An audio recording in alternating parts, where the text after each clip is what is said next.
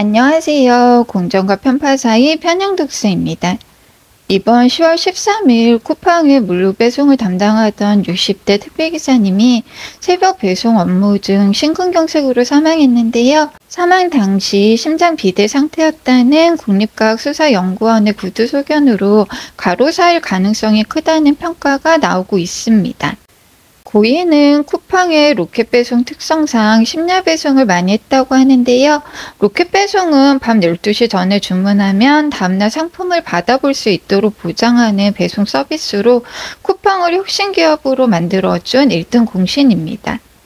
하지만 지난 4년간 쿠팡에서 일하다가 사망한 노동자 수가 13명이라는 사실 앞에서 쿠팡을 바라보는 시선은 혁신인지 착취인지 양가적인 면을 띌 수밖에 없습니다.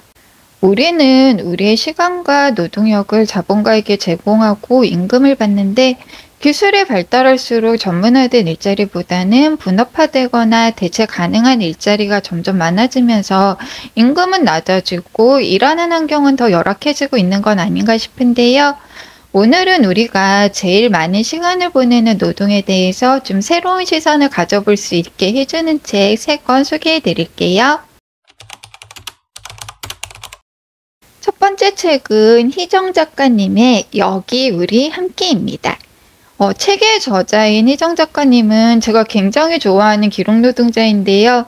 노동자, 사회적 약자, 소수자들의 투쟁 현장을 찾아 인터뷰를 통해 르포르타주를 주로 쓰는 작가님이시고요. 세월호 아이들, 삼성 반도체 노동자, 파인텍 노동자들의 굴뚝농성, 키어 등 소수자들의 인권 투쟁 현장을 다니면서 이제 글로 기록하는 일을 하고 계세요. 여기 우리 함께는 전태일 50주기 공동 출판 프로젝트로 나온 책으로 50년 전에 그 노동의 가치가 존중받기를 원했던 전태일 열사의 꿈이 50년 후인 지금 과연 이루어졌는지를 질문하고 우리 시대 전태일을 응원하기 위해서 출간한 프로젝트 중에 나온 책 중 하나입니다. 여기에 우리 함께는 노동할 권리를 지키기 위해 오랫동안 싸우는 사람들과 그들의 곁을 지키며 연대하는 사람들의 이야기를 담고 있는 책인데요. 우리는 이분들이 왜 이렇게 오랜 시간 싸움을 이어가는지 좀 잘 알지 못하면서 언론이나 사회에서 만들어 놓은 시선 그대로 바라보는 경우가 많은 것 같아요. 지하철 노조나 철도 노조에서 파업을 한다고 하면 언론은 이들이 파업을 하는 이유보다 파업으로 인한 시민들의 불편함을 강조하는 기사들을 포털 상단에 띄우는데 그러다 보니 우리 역시 이유를 알려고 노력하기 어렵고 좀 연대하는 감정을 갖기도 어렵지 않나 싶습니다. 희정 작가님은 들어가면서 이렇게 말씀하시거든요. 오래도록 싸우는 사람들을 치재한다는 것은 이런 일이다. 내가 그때 왜 웃었지? 하고 반성하게 되느니. 1년짜리 비정규직을 거부하면서 노동조합을 만들어 10년간 싸움을 이어왔지만 이제 결국 회사가 없어지는 일을 목격했던 노동자가 오체 투지에 대한 이야기를 하는데 오체 투지는 아스팔트에 무릎을 꿇었다가 몸을 아예 이렇게 납작 엎드리는 동작을 세 걸음에 한 번씩 하는 건데요. 노동자분은 길바닥에 코를 박는 동작을 하면서 알게 된 게 지역마다 하수구 냄새가 다르다는 거였대요. 이 말을 희정 작가님은 웃음을 터뜨리지만 곧바로 후회를 했다고 합니다. 이게 웃어도 되는 일인가? 그 시절 보탬 하나 되지 않았던 내가 이제 와서 웃음하다 붙어도 되는 일인가?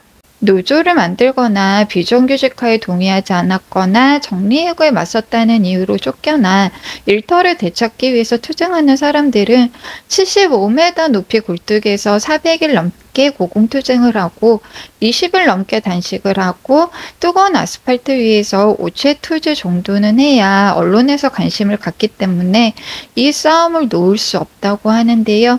도대체 왜 이렇게까지 힘들게 투쟁하느냐는 질문을 받기 위해서 이 싸움을 계속 한다고 합니다.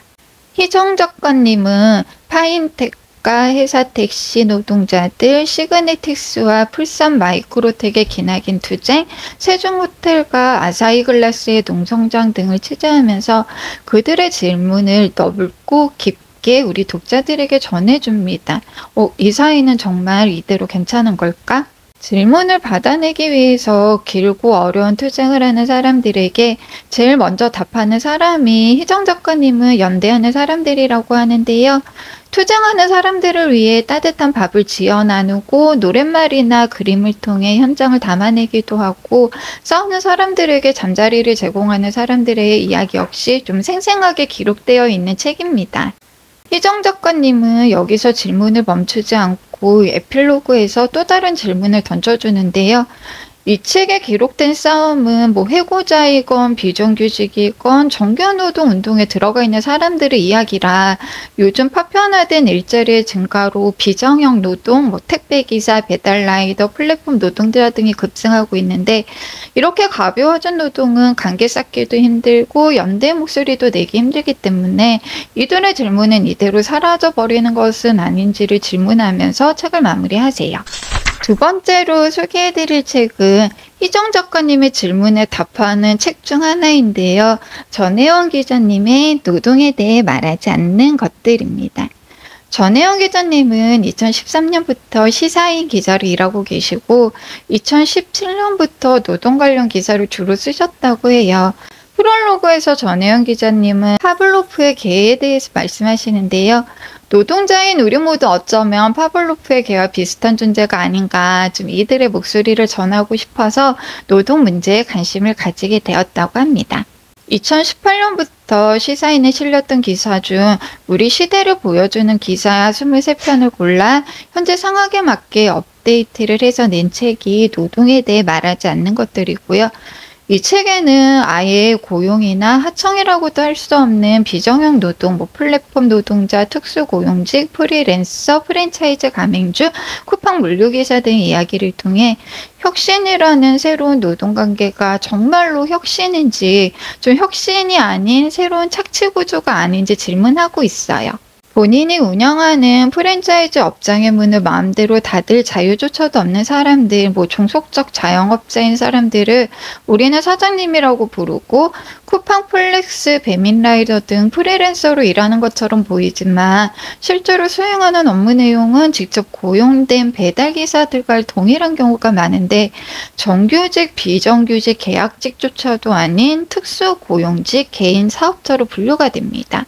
인천공항을 비롯한 공기업에서 일정 기간 계약직으로 일한 사람들을 정규직으로 전환하겠다고 했을 때 많은 사람들이 반발했는데, 좀 반발의 이유가 일할 자격, 숙련에 대한 것이 아니라 들어갈 자격.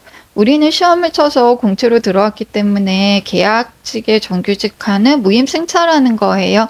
그렇다면 시험이라도 쳐서 들어갈 수 있는 공기업, 대기업, 그나마 좋은 일자리가 많아져야 하는데, 좋은 일자리는 점점 줄어들고 있고 일자리 자체가 파편화되면서 비정형 노동만 늘고 있습니다.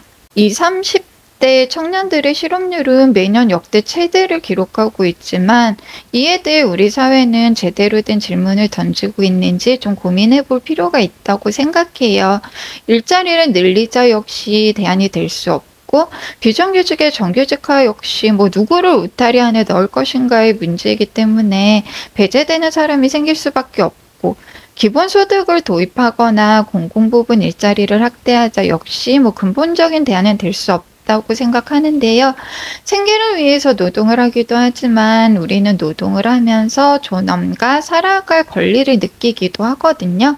기술의 발달로 우리의 일자리는 점점 줄어들 거고, 비정형 일자리는 어쩔 수 없이 늘어날 수밖에 없는 지금, 시장의 흐름을 제대로 파악하고 우리가 보통 정상적이라고 생각하는 노동의 질서에서 배제된 사람들을 위해 노동이라는 판을 아예 제대로 다시 짜야 하지 않나라는 질문을 해볼 수 있는 책이었고요. 작가님은 에필로그에서 한국적 사회민주주의에 대해서 짧게 말씀하시는데, 저 역시 굉장히 공감이 가는 부분이었어요. 세금과 사회보험료를 많이 내더라도 사회로부터 보호받을 수 있으면 좋겠다는 생각에 공감이 많이 됐고, 노동은 신성한 게 아니라 비싸야 하는 것이라는 문장은 무릎을 칠 정도로 공감이 많이 됐습니다. 이외에도 생각과 거리들을 정말 많이 던져주는 책이에요. 우리는 모두 노동자입니다. 노동의 판을 어떻게 새로 짜면 좋을지, 노동에 대해 말하지 않는 것들, 책들 읽어보시고 한 번쯤 생각해보는 시간 가져보셔도 좋을 것 같아요. 마지막으로 소개해드릴 책은 은유 작가님의 알지 못하는 아이의 죽음입니다. 은유 작가님은 제가 워낙 좋아해서 새 책에 나오면 꼭 챙겨보는 작가님이신데, 특히 알지 못하는 아이의 죽음은 너무 감동적으로 읽은 책이라 지인분들께 추천도 많이 한 책이에요. 우리는 청소년이라고 하면 학교에 다니고 수능을 치는 예비 수험생이라고 여기거든요. 학교 밖 청소년들이나 특성화 고등학교 아이들은 배제되고 고려의 대상이 되지 못합니다. 알지 못하는 아이의 죽음은 2014년 초봄 당시 고3이었던 CJ 제1제당 현장 실습생 김동준 군이 장시간 노동과 작업 장내 폭력에 시달리다가 죽음을 선택한 사건을 계기로 현장 실습생의 노동 환경, 처우, 그리고 청소년 노동에 대해서 쓴 책이에요. 김동준 군의 어머니는 특성화고를 다니고 자살했다는 사실만으로 김동준 군을 가난하고 불행한 환경에서 자랐거나 부모와 사이가 안 좋았거나 어둡고 심약한 아이였을 거라는 편견을 사람들이 가지는 게 너무 마음 아팠다고 하는데, 왜 죽어야 하는지를 질문하지 않고 이래서 죽었을 거라고 단정하는 거예요. 김동준 군이 죽기 전 마지막으로 트위터에 "너무 두렵습니다. 내일 난 제정신으로 회사를 다닐 수 있을까요? 라는 말을 남겼다고 하는데, 우리 사회가 지금 현장 실습 나온 청소년들에게 무슨 짓을 저지르고 있는 건지 마음이 진짜 너무 아팠어요. 노동에 단련되지 못한 몸으로 안전교육이나 초반 적응 시스템 없이 현장에 바로 투입되고 기본적인 노동 조건은 지켜지지 않고 모두가 꺼려하는 일이 조직의 최약자인 현장 실습생 청소년들에게 할당됐다는 것, 학교나 일터에서도 자신의 고통이나 부당한 대우에 대해 문제 삼는 법을 배우지 못했다는 것에 좀 우리 사회가 대답을 해줘야 되지 않을까. 알지 못하는 아이의 죽음은 청소년 노동을 안쓰럽게 생각할 게 아니라 청소년 노동을 경제적 자립을 잃은 한 존재로서 존중하고 청소년 노동자들의 인권의식을 높여 우리 사회 전체 노동자들의 인권 수준을 올리는 것이 중요하지 않을까라는 질문을 던져주고, 취업률을 중요시하는 특성화 고등학교의 문제점이나 현장 실습생을 대하는 기업들의 처우 등 그동안 눈에 보이지 않았던 청소년 노동에 대해 생각해 볼 수 있는 정말 좋은 책이고요. 이 책은 제가 2020년 5월에 읽었는데 그때 아들이 고등학교 1학년이었어요. 저희 아들은 공부에는 흥미가 없고 또 워낙 운동을 좋아해서 소방관이 되겠다고 그의 처음 생긴 소방 마이스터 고등학교에 입학을 했는데, 소방 관련 일을 하고 싶어 모인 아이들을 대하는 선생님들의 태도나 커리큘럼, 소방 관련 일에 대한 비전 제시보다는 졸업 후 취업률을 중시하는 점 등 입학 전에 생각했던 것과 너무 달라서 1학년을 마치고 검정고시를 보고 올해 대학을 가서 지금 열심히 놀고 계시는데요. 그래서였는지 이 책을 읽을 때 정말 많이 울었고 마음이 너무 아팠고 또 어른으로서 너무 미안했어요. 마음이 아파서 좀 책을 나는 도저히 못 읽겠다 하시는 분들은 도서관에서 대여해서 프롤로그만이라도 꼭 좀 읽어보셨으면 좋겠어요. 프롤로그를 전부 다 필사하고 싶을 만큼 진짜 너무 추천하는 책이고요. 작가란 다른 사람들이 하지 않는 이야기, 하고 싶어 하지 않는 이야기를 해야 하며 특히 동시대의 문제를 폭로하고 경고해야 한다. 도리스 레싱의 말처럼 진짜 작가다운 작가가 쓰는 글은 어떤 글인지 느낄 수 있는 책입니다. 제러미 리프키는 1996년 출간된 노동의 종말에서 세계 시장의 확대와 기술의 발전으로 노동자 없는 경제 시대로 진입할 거라면서 높은 실업률을 대비하기 위해 기업이 창출된 부를 독점하지 말고 분배해야 하며 자원봉사나 비영리 활동 등 노동의 범위 없이 확대해야 한다고 하는데요. 인공지능이 우리의 일을 대신하는 시대에 노동의 진정한 의미는 무엇인지 부는 잘 분배되고 있으며 우리는 노동하는 인간으로서 존엄을 지키며 살고 있는지 이번 기회에 한 번쯤 고민해보는 시간 가져보셔도 좋을 것 같습니다. 날씨가 많이 쌀쌀해졌어요. 구독자분들 건강 잘 챙기시고요. 남은 10월도 멋진 독서하세요. 지금까지 공정과 편파 사이 편향독스였습니다. 영상 시청해주셔서 감사합니다.